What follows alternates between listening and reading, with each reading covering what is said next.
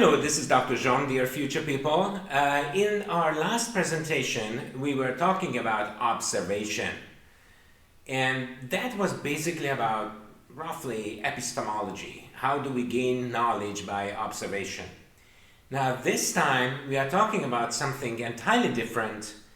We are talking about a utopia. But like you are used to, we are not talking about utopia in the traditional sense. We are not talking about a place where you go and marvel at how beautiful that place is, how ideal that society is.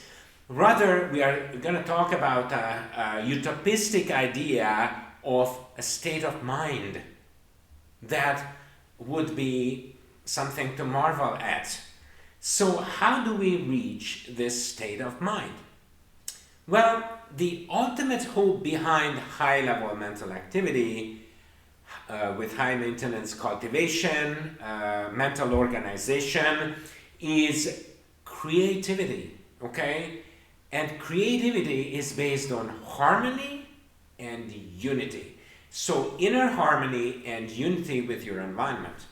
Well, a lot of religious traditions and philosophical traditions were talking about harmony and unity in a lot of different ways.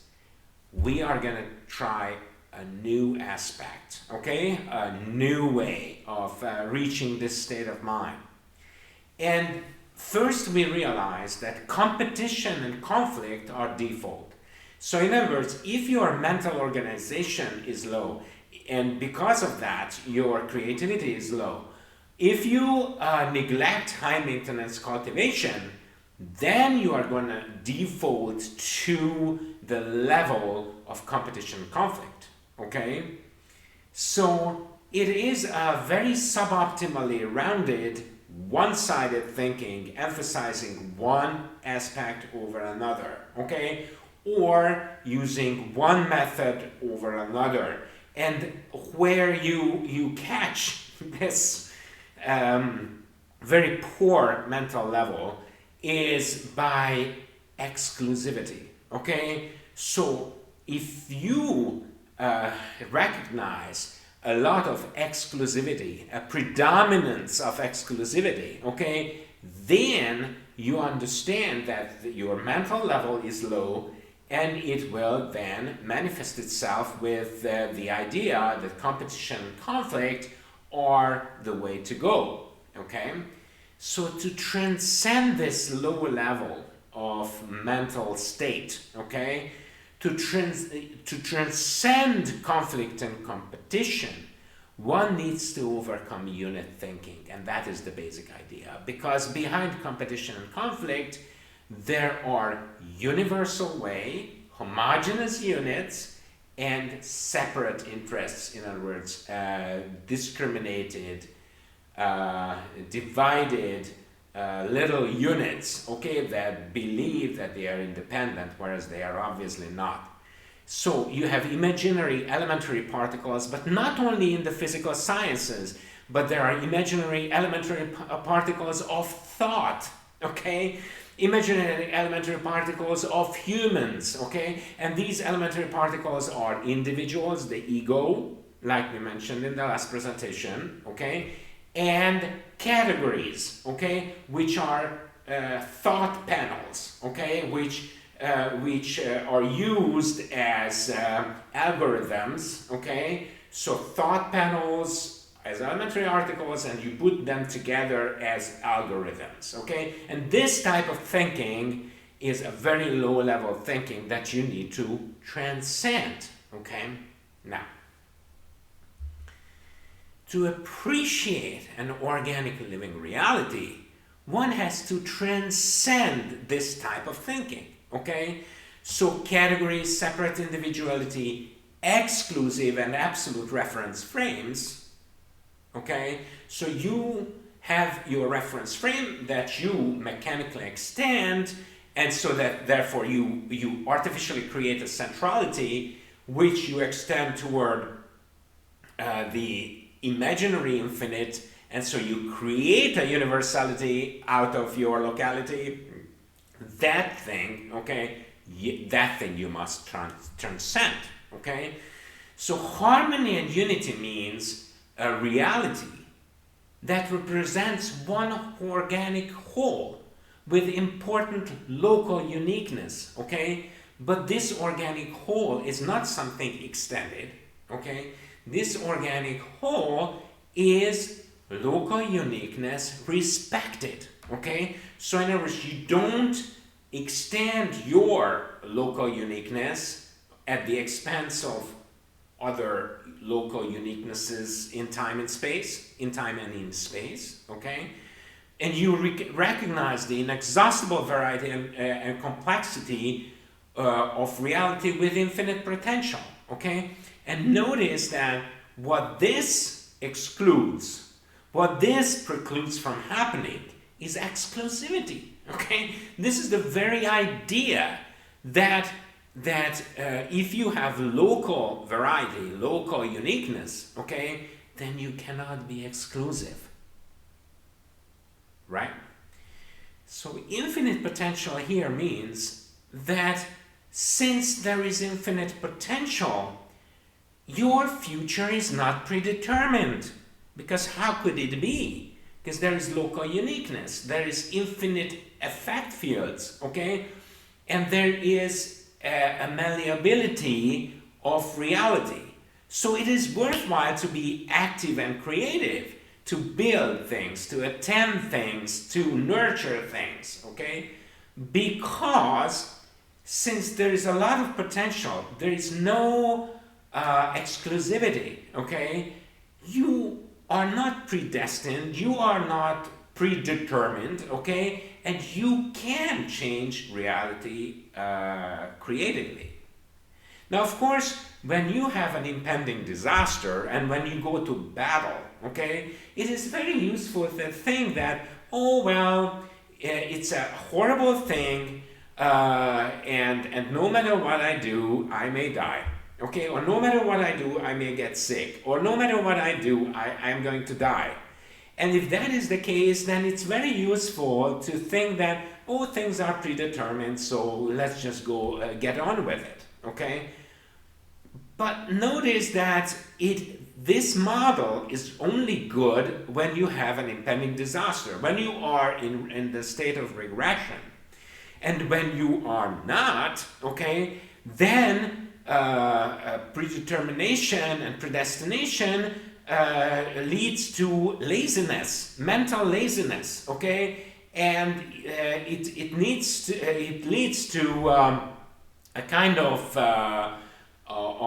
passivity, okay, and so you need to transcend that.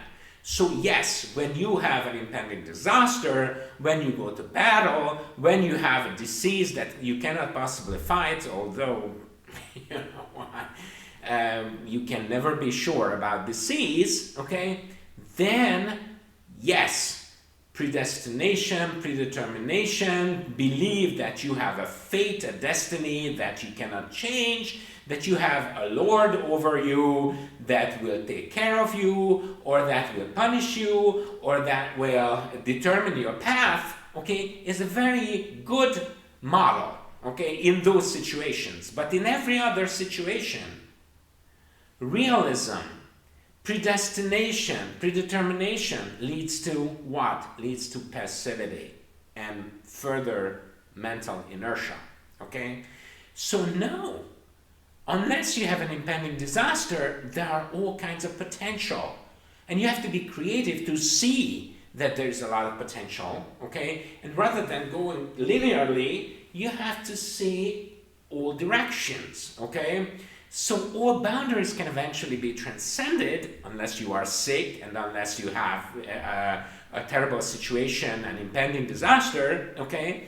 Because you have local variety, okay? And local variety means that you may go this way or you may go that way, okay? You may go above or around or below a barrier, okay? And so this is not only true in space, but it is also true in time.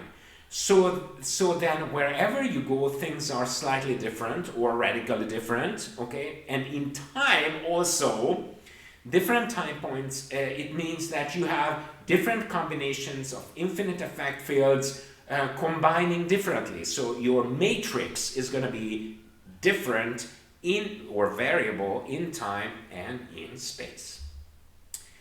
So fixed positions, when you believe that this is a position, it's never going to change, it's going to be permanent.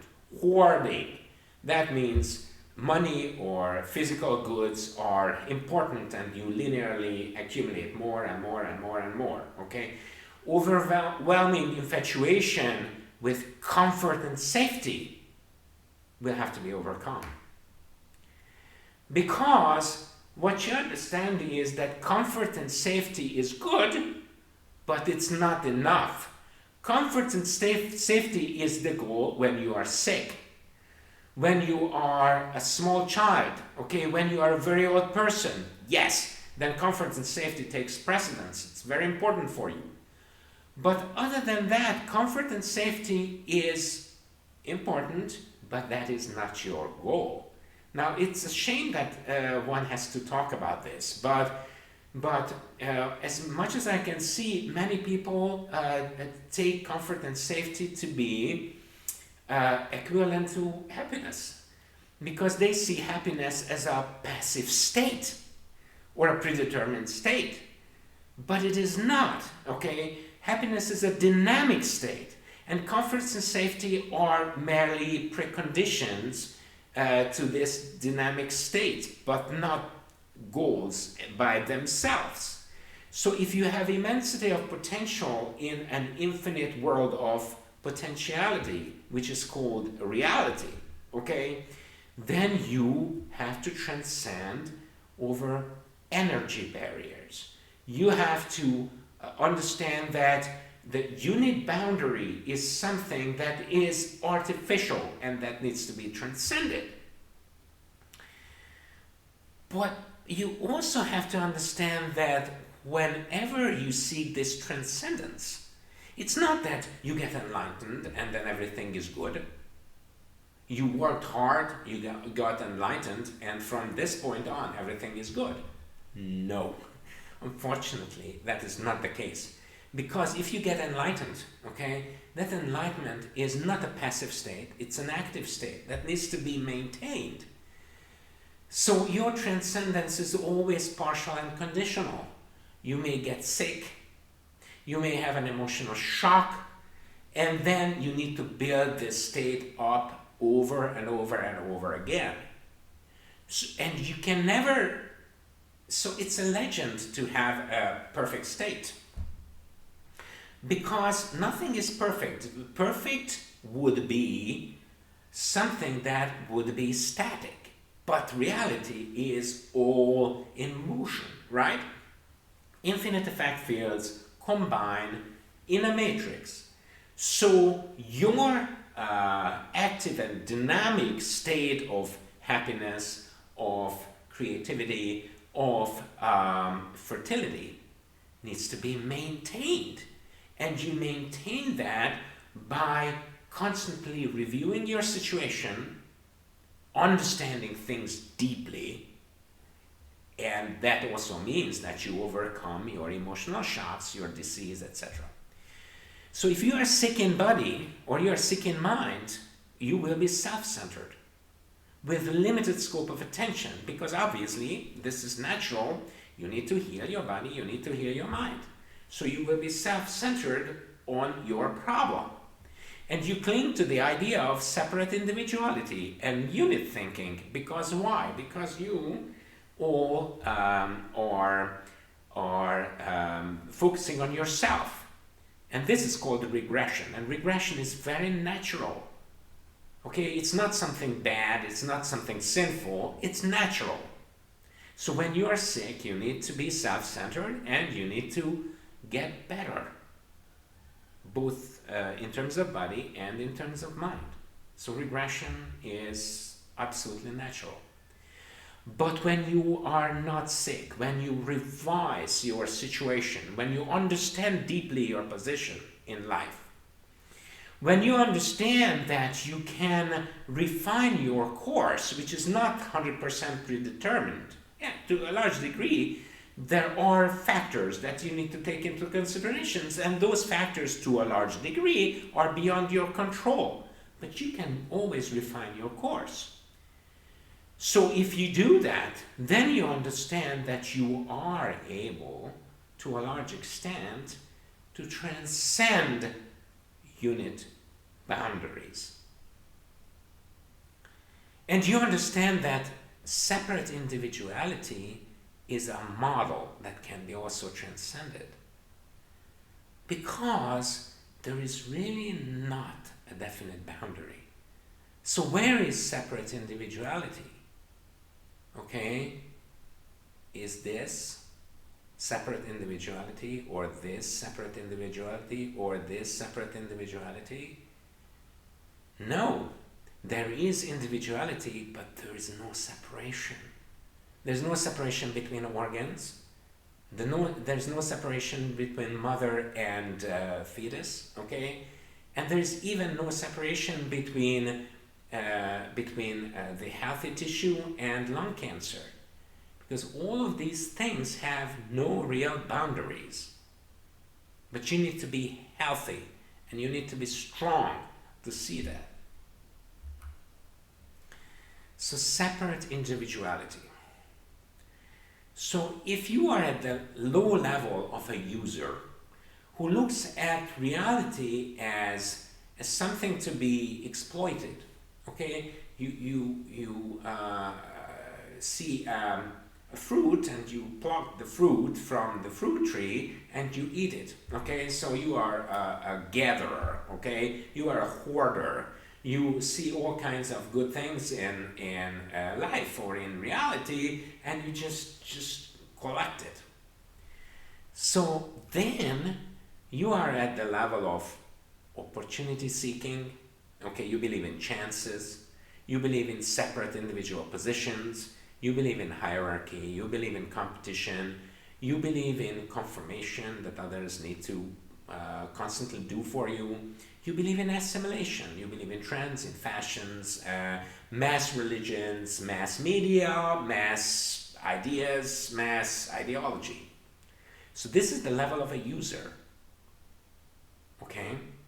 So then, if you believe that, then you believe that there is a separate organ called the kidney.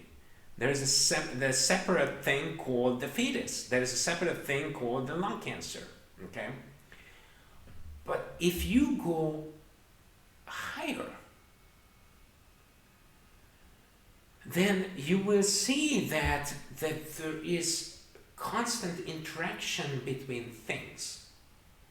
And there's even a constant interaction between this lung cancer tissue and your immune system. Okay? So they are in close interaction. They interlive. They act on each other. The lung cancer interacts with your immune system and it activates your immune system. Okay? So they are not really separate. These are not really separate. And then you understand that if things are not separate, then you are not a unit. And if you are not a unit, then you don't want to be the best, because competition is going to be less important, because competition needs predetermined rules and a predetermined course. But you are unique, and your uniqueness needs to be maintained, and you create higher dimensions instead of occupying the most favorable fixed position of being the best in a game with definite rules that never change. You create, you build, you attend children, you attend old people, okay? Instead of fighting, representing, and exploiting. So you want to represent to gain material advantage, okay? You exploit. You fight to gain material advantage, or you gain prestige, which then will then give you some kind of advantage. But your mindset is different, because why? Because you realize that your real riches have to do with your uniqueness, and you want to express that uniqueness. but express that uniqueness not in terms of competition, but in terms of unique contribution to a higher level of being, and that is the community that you belong to. So you have a harmonious, organic, well-rounded development, non-exclusiveness and balance. Non-exclusiveness, right? Because you always look at different directions. You always understand that you are in close interaction with this, with this, with this, with this. You are in close interaction with your enemy. You are in close interaction with everything. Because everything affects everything. Okay, and you have infinite potential because of that. So local uniqueness over and beyond separate individuality, transcending unit boundaries. Harmonious development. Okay, you are like a lighthouse. And so you have light, which goes this direction and this direction and this direction and this direction. Okay, or you have very focused light, like a laser, okay, igniting the forest, for example. So linear development over focus, limited scope, will lead to the path of competition and hoarding. And competition and hoarding causes conflict, okay, because exclusivity will naturally result in confrontation. So this light is a nurturing light going all directions, and this is focused light igniting the forest. Okay, quite a bit of difference, right? So harmonious development guaranteeing robustness. So because you have this richness of life experience, which you digest uniquely, and so you have a lot to draw back on, because you have this and this and this and this coping mechanisms that you build up. You have not just a pile of experiences, but organized experience, okay? A knowledge that is active and creative. Okay, you have uniquely digested and organized knowledge. So it's because it is unique, because it's based on your unique life experiences, it's going to be one of a kind, it's going to be valuable. So your organization will create inspiration. Inspiration is mental momentum. And that momentum will then create a positive feedback loop, okay? That momentum can be used for even deeper organization, which then will create even more momentum because of inspiration and enthusiasm. And you understand that what enthusiasm means, okay? The spirit inside, okay? The divinity inside. Why? Because you get this idea of a deep energy, deep momentum, right? So harmonious development also means not getting stuck in loops, because you have a lot of potential.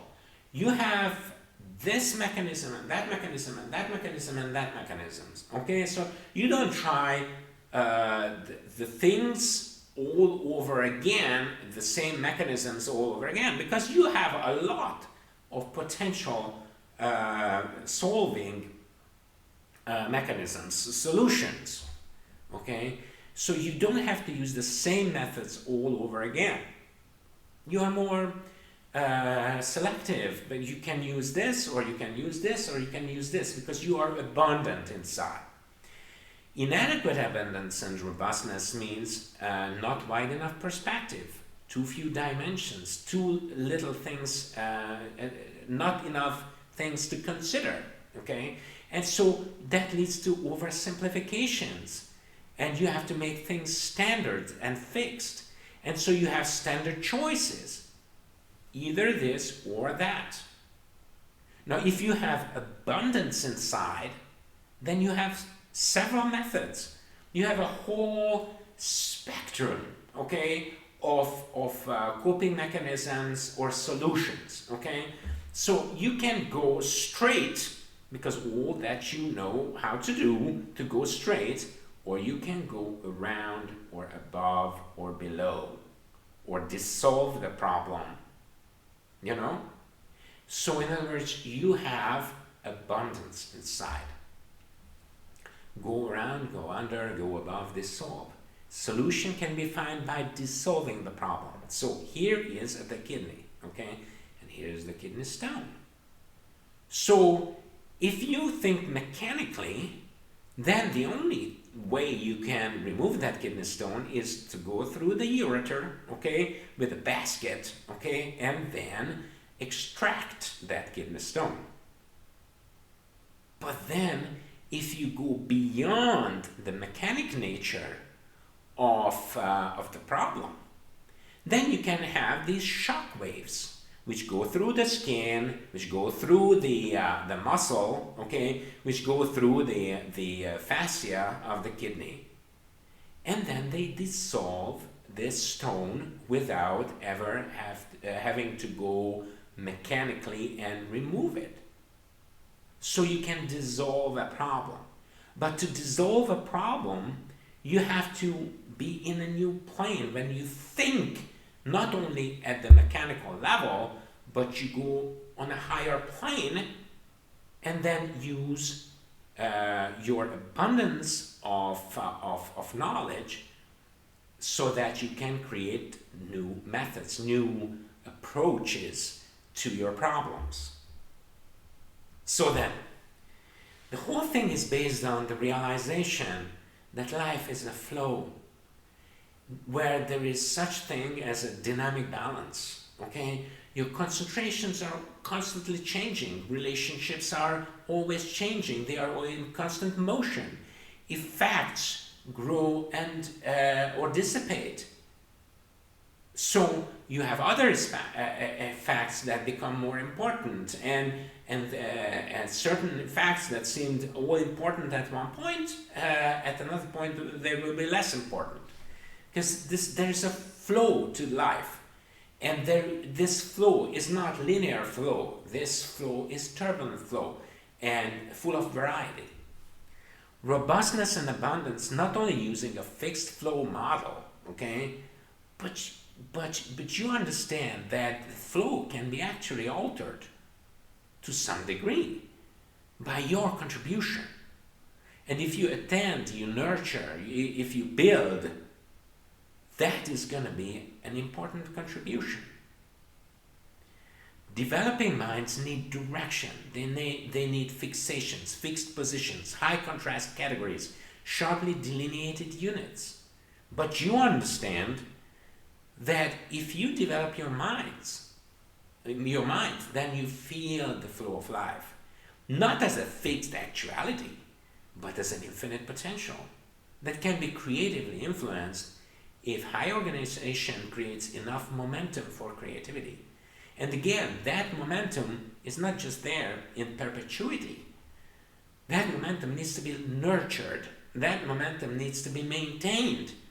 And that is a lot of work. So you need to work in your garden. You need to cultivate your garden, because otherwise, it cannot be maintained indefinitely. So it's not a default. You're not given a garden. You need to develop a garden, and then you need to maintain it. So awareness, which here means organized consciousness, is a dynamic entity. So it's not that you have an awareness, you are given awareness, and then it's always be there unchanged. No. You will need to understand that you need to actively cultivate your awareness. And if you do, then awareness will reach a dimension where fixed units and categories are transcended. And you need to maintain that with a lot of work. So maintaining uniqueness while reuniting with the totality of life is not reached or achieved, and that somehow becomes default, and it's just there, but it needs to be maintained. Because you have sickness, emotional shocks, accidents, war, epidemics, And they can all cause a regression to a lower state of development. Right? And you need to recover, and then you build these things up all over again. But that's life. Robustness means to have the resources to transcend more often. Okay, so you give more potential for yourself, okay, to deal with these situations. Now, this has a limit, but it has no boundary. There's no adequate dose of robustness. There's more robustness or less robustness. So mathematical problems, tasks, sports, these are excellent exercises for the mind in training. Set rules, clear directives, guidance, and sharp contrasts are necessary for the mind in training. Quantifiable results, hierarchy, are human all too human, but they are necessary. But if you transcend these things, then somewhere during mental development slowly forms a stage of maturity where such well-delineated, high-contrast fixed categories, set rules, absolute frameworks, classes, hierarchy are transcended. And community life is seen not as a hierarchy, not as a rigid framework, okay, but as common awareness. Okay? In biology, they have this term collective intelligence. That's a little bit similar. Okay, we have common awareness, and that means that you have organic parts of the mind, okay, which are united into a greater whole. Okay, but it has no sharp boundaries. So it's not like you have separate individuals with separate minds and then they somehow communicate to some degree. No, you have a common awareness. You class shift. Okay, you go to a higher plane of mental activity and you understand that you belong. Okay, you belong to that community, and your mind is no separate, okay, from the community mind. And then you can go higher and higher and higher until you realize that the whole of reality, okay, is a community of life. And this common awareness is not just there, it needs to be actively served. It's like a garden that needs to be cultivated. Like your body needs to be cultivated, your mind needs to be cultivated, but that mind, okay, is not a separate individual mind. It's a unique local mind that is very much in close, organic, and important interaction with the mind beyond your locality, not separated out. Somewhere during mental development, new frameworks, new dimensions unfold with the view of nurturing, attending, teaching, building, and providing support. Okay? Some people call this love. Okay? And that is the idea that you belong, and you your local self is extended into understanding that you are an important and organic part of a community. Okay, and that is love. So new frameworks are product of peculiar, unique summary of life experiences with unique emphasis, unique sensitivity, considering local conditions. New frameworks have rich content, highly organized, creating abundance of organized information. And like we discussed in the previous lecture, this information to a large degree is not gained through direct experience. Okay? You as an individual, you have to rely on other individuals to gain experience and knowledge. But that's just the whole thing, that you are unique as an individual, but you are not separate because you are in very close interaction with everyone else. Old frameworks are to be incorporated. So what you need to understand that is life experience has no boundary. Okay, because similar things can recur, and then you can draw back on this old experience, and you can use that to some degree. But again, things do not recur in the same form. Things recur in terms of a similar pattern, not equivalent pattern, a similar pattern. So old frameworks, old experiences will need to be considered. But since you have dynamic change and variety, okay, then that means that the frameworks are never unchanged. You need new frameworks, and you incorporate old frameworks into new frameworks so that you have a balance of old and new. And you cannot be introducing radically new things without proper digestion and organization. So you can have unique observation, but since you are not a separate individual, this is all part of community experience. So you need to communicate it and incorporate it in the community life experience. So all the new, it has to be balanced out. Revolution is when things are so bad that you need to be radical and you need to find new ways. And the problem is that you tend to forget the old ways, which are going to be extremely important. No, there has to be a balance most of the time. As much new information as can be digested and organized without losing stability, and that of course depends on robustness, but no less in order that dynamism can be maintained and natural life variety and change followed. Comfort and safety-centered inert mind hopes for permanence. But you know that things are not permanent. Similar patterns recur, yes, but they're never the same. Nothing is permanent because there is constant change, and that those changes are not linear. They are oversimplified as linear because if you have just a few dimensions, a few variables that you consider, then in terms of those variables, you have more uniformity. But the more variables you are willing or able to consider, the more you see that you have infinite combinations and you have infinite potential. So eternal absolute frameworks,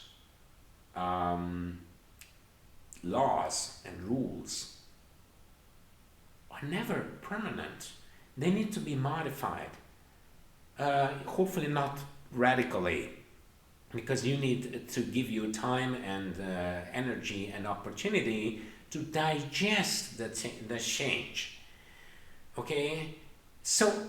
But if you believe, because you are not willing or able to organize your unique life experiences, if you believe that simplification is always a good solution, then you are not abundant. Then you have only a few mechanisms to think of, to use as methods. And if you do, then your worldview is gonna be the world as a machine. So you believe that reality is really a machine where there are algorithms, there are set variables and a few variables, okay? So that is your idea of the world that is mechanic, that is like a machine. So the machine can certainly give you comfort, but that is the comfort of inertia.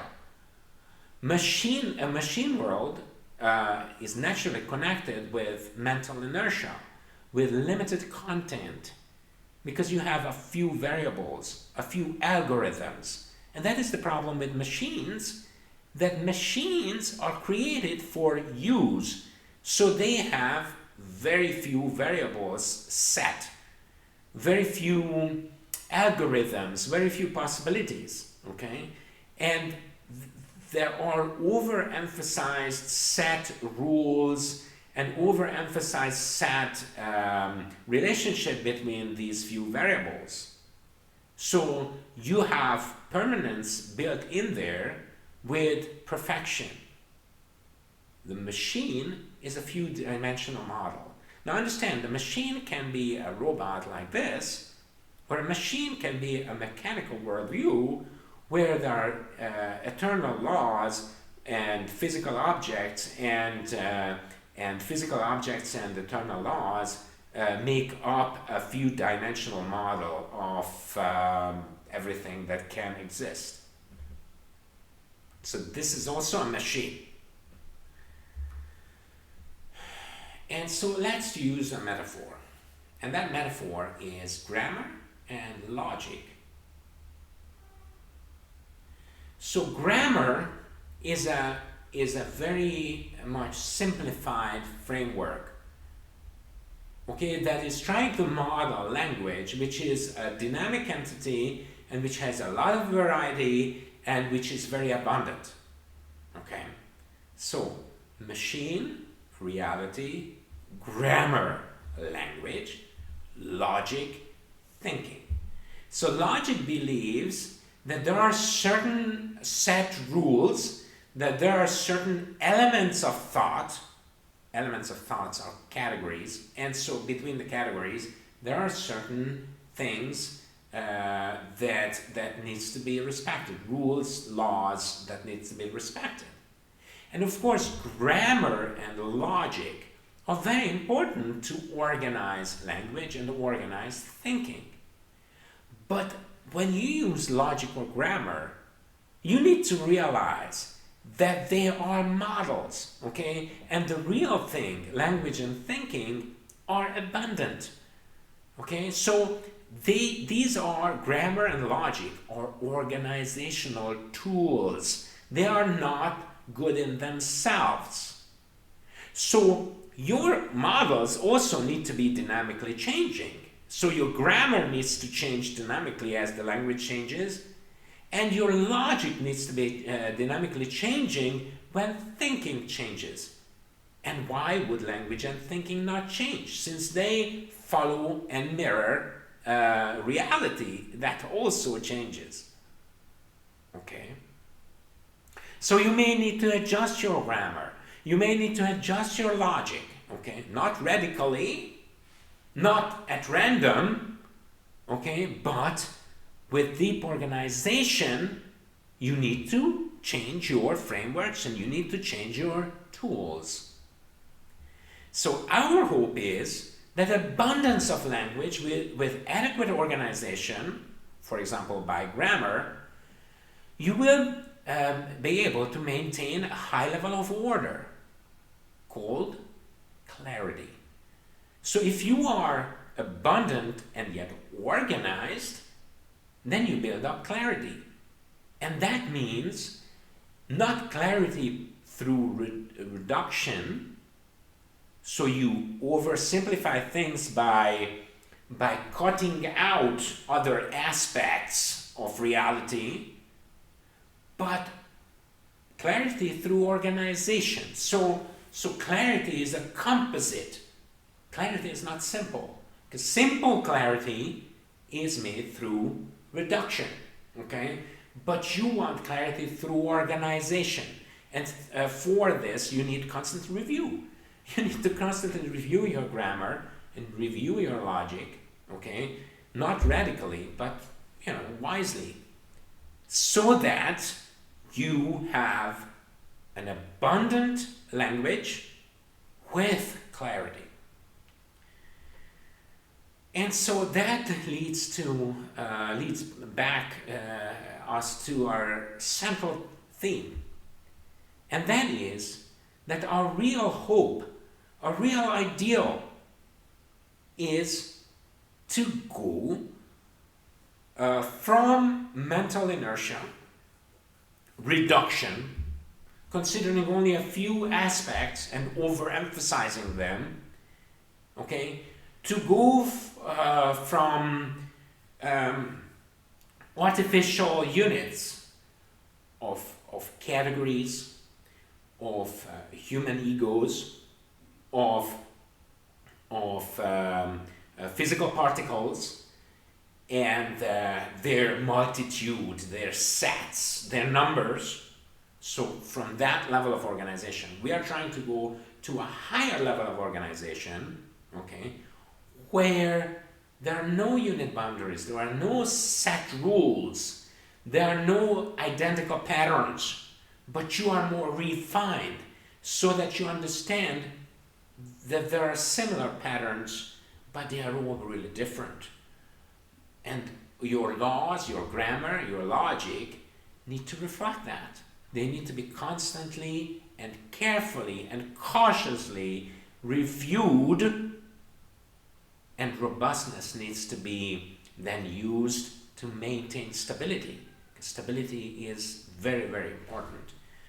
But you have stability not by reduction, by shuffling everything and just concentrating on one thing. No, you have to consider everything, or as much as you can, and still maintain some stability by building up robustness. And robustness is a function of what? Of organization, of course, which requires high-level maintenance of the garden of the mind. So that leads us to a very specific metaphor, okay, and that is the good teacher and the bad teacher. Okay, in our utopias, we are all good teachers. Okay, so the abundance of life experience creates contents and frameworks that are more relevant. Okay, a good teacher is different from a bad teacher in that the bad teacher talks complex about the simple, whereas the good teacher talks simple about the complex, right? And the difference between the bad teacher and the good teacher, is mental organization. So the bad teacher overemphasizes a few selected variables, dimensions that are considered exclusively, okay? Whereas a good teacher considers all kinds of aspects of one thing, but organizes these aspects into clarity. So a good teacher has more relevance. Why? Because reality is constantly changing with a lot of dimensions, and the good teacher is able to consider a lot of dimensions because a good teacher has more mental organization, and that guarantees clarity and an easier understanding. And of course, the good teacher is in constant and close communications with the students, because the good teacher understands that between the good teacher and the students there is an organic relationship. They're different, they have different levels of understanding, they have different mental organizations, okay, but they're not separate, they work together. I don't want to teach Vitologia to a standard audience. I teach Vitologia to a certain kind of audience, which I try to find. But I'm trying to be in constant interaction with this audience, trying to be in constant interaction with the students, like all good teachers should. And once we talk about teaching, we need to understand what philosophy really means. We need to understand how we can teach philosophy. And that leads us to how we organize thought into philosophy, ideas into philosophy, But that is our next lecture. And until then, thank you for your attention and goodbye for now.